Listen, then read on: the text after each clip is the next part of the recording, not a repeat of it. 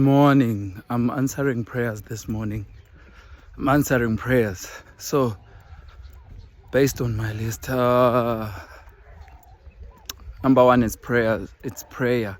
The reason you have been facing overthinking and stress and being overwhelmed and depression is because your prayer life is weak. You're not praying. Two, the reason your immaturity and your ignorance and debating about small things, even small things, is because you don't study the word.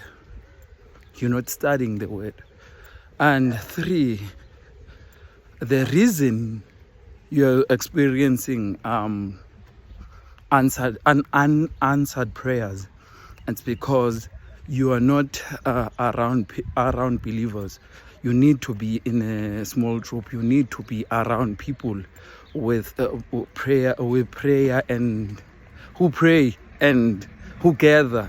Just gather every week and be around other believers, so you will experience answered prayers. God will not only answer you straight, will not only answer you talk to you, will use other people, other believers in order to answer your prayers. And what else?